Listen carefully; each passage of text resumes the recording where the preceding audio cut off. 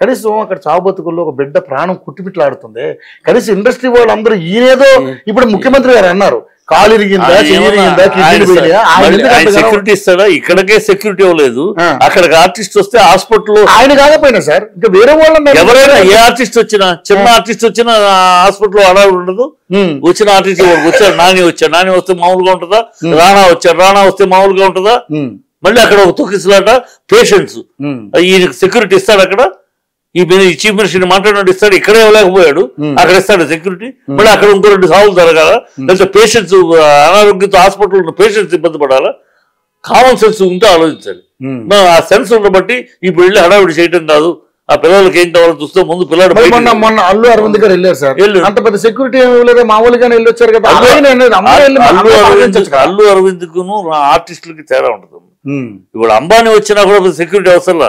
అంబానీ వచ్చాడు అనుకో పెద్ద క్రౌడ్ ఉండదు, ఈయన అంబానీ చూసుకుని వెళ్ళిపోతారు. కానీ ఆలీని రమ్మనండి, ఎంత హడావుడు ఉంటుంది, ఎంత జనాభా ఉంటారు. ఆర్టిస్ట్ కున్న ఇది అది క్రేజ్ అది. అల్లు అరవింద్ గారు చూస్తారు, ఆయన దగ్గర ఎగబడి ఫోటోలు గిట్టోలు అడగరు కదా. వీళ్ళు వచ్చారంటే ఎగబడతారు, ఫోటో అంటారు, సెల్ఫీ అంటారు. అక్కడ ఒక పక్క పేషెంట్స్, హాస్పిటల్ అది అసలు పేషెంట్ అందరికి ఇబ్బంది. సూపరింటెండెంట్ అన్నాడు ఆయన, మీరు అందరు రాకండి దయచేసి అని. వచ్చి ఇక్కడ పేషెంట్స్ ఉన్నారు సార్, వీళ్ళందరినీ ఎవరు చూసుకుంటారు, మీరు రావద్దు దయచేసి అని. సో అది ఒక మానవతా దృక్పథంతో వెళ్ళకూడదు. అందుకని ఏం చేయాలో చేస్తున్నారు. వీళ్ళెవరో కోరుకున్నారు కనుక వెళ్ళిపోయి అక్కడ ఇంకో ఉపద్రవం జరిగి అక్కడ ఇంకో పేషెంట్కి ఏదో జరిగి డూ దట్. ఈయనేమన్నా బాధ్యత లేకుండా మాట్లాడతాడు ఈయన ముఖ్యమంత్రి గారు. అంతే, బాధ్యత లేని మనిషి ఈయన. నోటికి ఏమొస్తే మాట్లాడతాడు, రౌడీ భాష మాట్లాడతాడు, వీధి రౌడీ భాష మాట్లాడతాడు, కల్చర్ తోటి మాట్లాడు. ఆయన ఏ మాట అయినా మాట్లాడతాడు, ఈయనకి అలవాటు అది, అలవాటుగా మాట్లాడేస్తాడు. కనుక ఆయన మాట్లాడడం కనుక మన తెగబడి వెళ్ళలేం కదా. ఆయన తెగబడి నోటికి వచ్చి మాట్లాడతాడు. ఓ పద్ధతి ఉండదు, ఒక సోయి సాయి ఉండదు. ఒక చీఫ్ మినిస్టర్ని ఆ హోదాలో, ఆ హోదాలో హుందాగా, ఆ కల్చరల్ గా, సంస్కారంగా మాట్లాడాలని ఎప్పుడు సీఎం అయిన కాడి నుంచి ఎప్పుడు మాట్లాడాడు? అసెంబ్లీలో ప్యాంట్లు ఉప్పు తీస్తారన్నాడు, పేగులు తీసి మెడలో వేసుకుంటా అన్నాడు, వేప చెట్టుకు వేలాడు తీస్తా అన్నాడు. అక్కడికి వెళ్ళి పిల్లల దగ్గరికి వెళ్ళి అక్కడ బూతులు మాట్లాడాడు. విదేశాలకు వెళ్ళి 100 అడుగులు 20 అడుగులు గోయి తీస్తారన్నాడు. బూతులు కాదు కదా సార్, మామూలుగా బూతులు అంటే నియమనీయక అనక్కర్లేదమ్మా. ఇవన్నీ సంస్కారవంతమైన మాటలని ఒక సీఎం గా ఉండి నువ్వు నేను మాట్లాడావు అనుకో ఓకే. ఆయన ఒక సీఎం 4 కోట్ల ప్రజలకి సోనియా గాంధీ కాళ్ళు కడిగి నీళ్లు నెత్తి వేసుకోవాలి, ఇవన్నీ సీఎం మాట్లాడే మాటలా? సోనియా గాంధీ నువ్వు కడుక్కో, సోనియా నీళ్లు కడిగి నువ్వు నెత్తి వేసుకోవాలి, తాగు. నువ్వు 4 కోట్ల తెలంగాణ ప్రజల యొక్క రిప్రజెంటేటివ్ గా ఉండి నువ్వు మాట్లాడదు. సోనియా కాళ్ళు కడిగి నెత్తిని పోసుకో, ఇవన్నీ ఆయన మాట్లాడతాడు. ప్రతిపక్షాలతో మాట్లాడారంటే వేరే విషయం, దానికి ఇండస్ట్రీకి సంబంధం దేనికైనా. అసలు ఈ మాట ఎవరన్నా ఒక సీఎం కల్చర్ ఉన్నవాడు, సంస్కారం ఉన్న మనిషి మాట్లాడే మాటేనా సోనియా గాంధీ కాళ్ళు కడిగి నెత్తిని పోసుకోండి అని ఎవరన్నా మాట్లాడతారా? ఏ వ్యక్తి అయినా మాట్లాడతారా?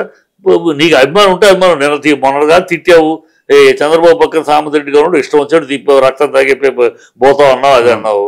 ఇవాళ నీకు అవసరం దేవత అంటున్నావు. నీకోసం అందరూ మాట్లాడలేరు కదా. ఇలాంటి మాట్లాడతాడు ఆయన. అలా కల్చర్లో సంస్కారం అనేది లేదు.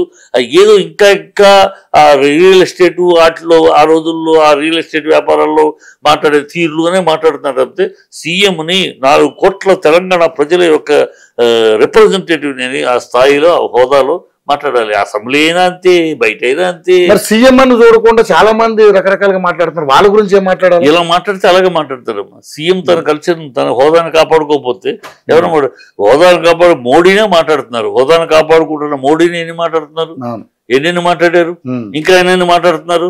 సో నువ్వెంత మోడీనే మాట్లాడినప్పుడు నువ్వెంత ఇంకో అది మాట్లాడతారు. మాట్లాడితే నువ్వు హుందాగా మాట్లాడితే దానికి సమాధానం. నువ్వే అసలు రేకెత్తుతున్నావే, నువ్వే రౌడీ భాష మాట్లాడుతున్నావే. అరే రాజీవ్ గాంధీ విగ్రహానికి వెళ్ళి అక్కడికి వెళ్ళి రాజీవ్ గాంధీ తెలంగాణకి సంబంధం ఏంటే? రాజీవ్ గాంధీ రాజీవ్ గాంధీ నోటేపట తెలంగాణ గురించి ఒక్క మాట ఆయన జీవితకాలంలో మాట్లాడాడు? ఏనాడు మాట్లాడలేదు. ఆయన స్టాచ్యూ అంటావు ఏంటి? సరే ఆయన స్టాచ్యూ పెట్టావు, ఆయన స్టాచ్యూ పెట్టడము పైగా ఏమంటావు?